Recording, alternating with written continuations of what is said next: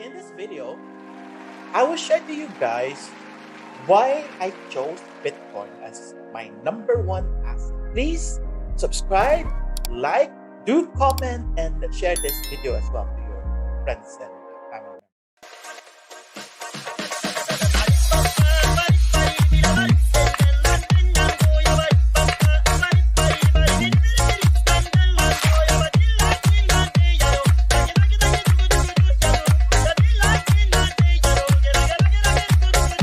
So I took a total of 34,500 and put it into an asset or investment of my choice, which is Bitcoin. If you have not yet seen that video, there's a link here.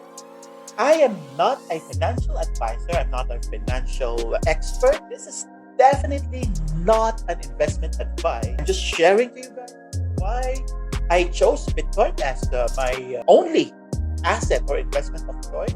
We will go ahead and start with the concept of money.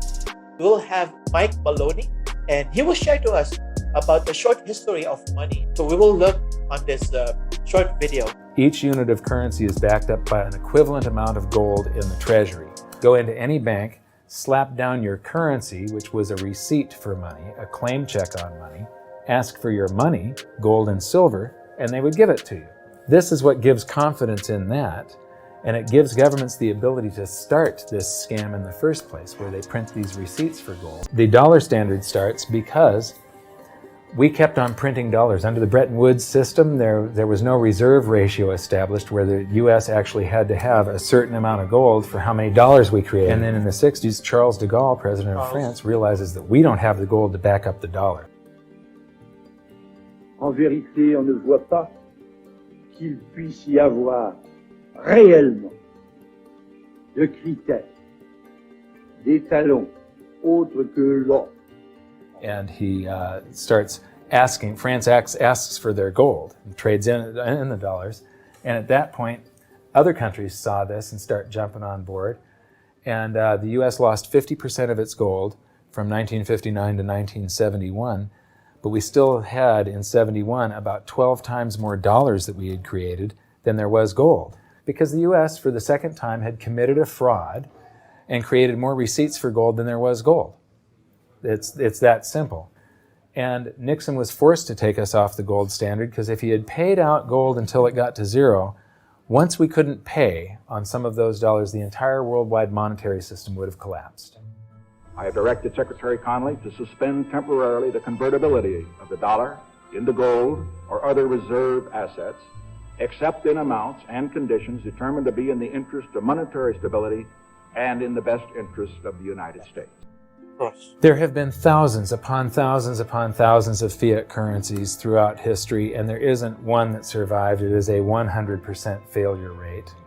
And we started this experiment where all the world's currencies would be fiat currencies simultaneously in 1971. But what we have here, 30 to 40 years, different monetary system, 30 years, 28 years, 39 years plus.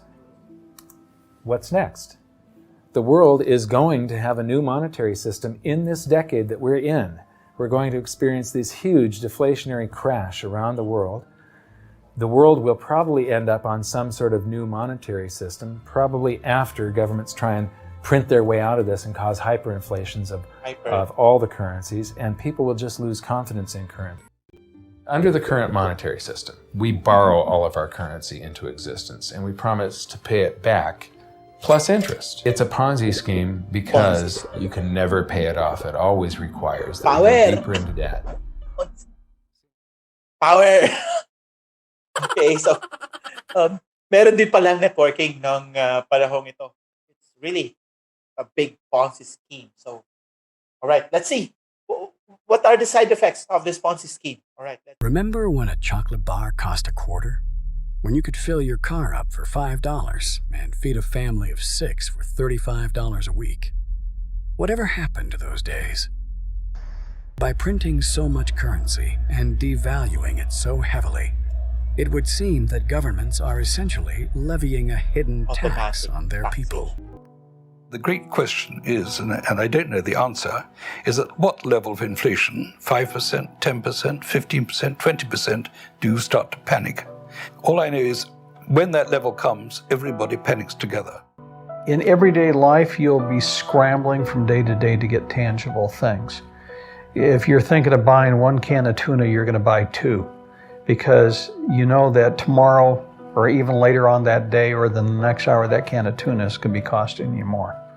You're going to be scrambling to get anything that's tangible. History has shown us that whenever a nation tried to run its economy using an artificial fiat system, the end result is always the same: disaster. Difference with There is a proven 100% failure rate. There is no exception to this. Fiat currencies always fail.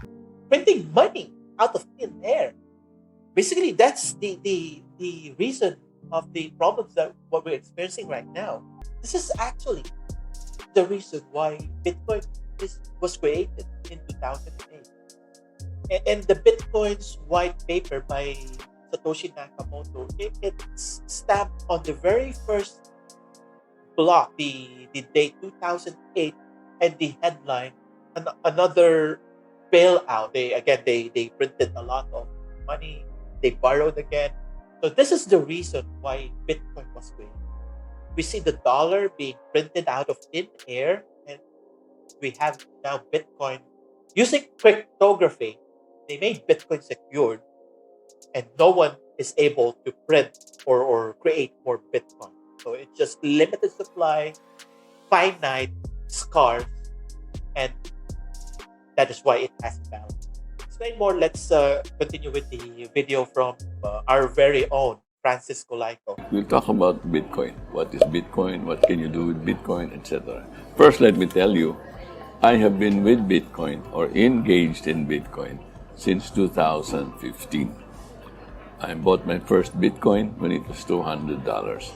Am I a believer in Bitcoin? You should be. You bet I am.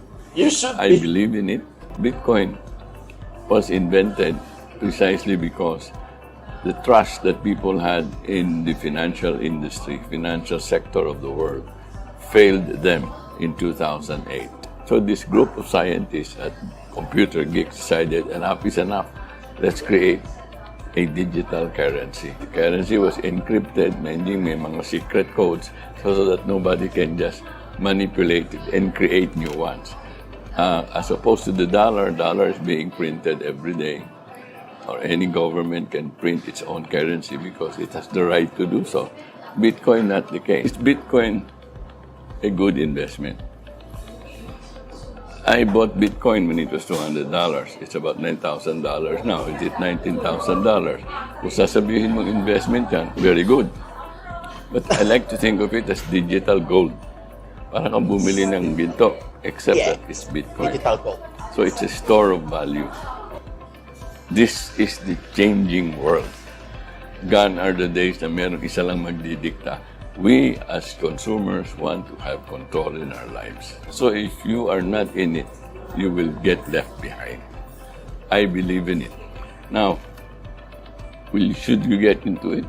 This is an opportunity of a lifetime. We are at the infant stage. Governments and regulatory bodies are moving to support Bitcoin long term. Be in it now. Don't left behind. Again, if you're liking my content, the things I'm sharing with you about Bitcoin, about the history of money, smash the like button, subscribe, and comment, share to your friends and family, guys. I really appreciate your support, guys, and we'll be back again next week. Thank you so much, guys. I really appreciate it. Bye for now.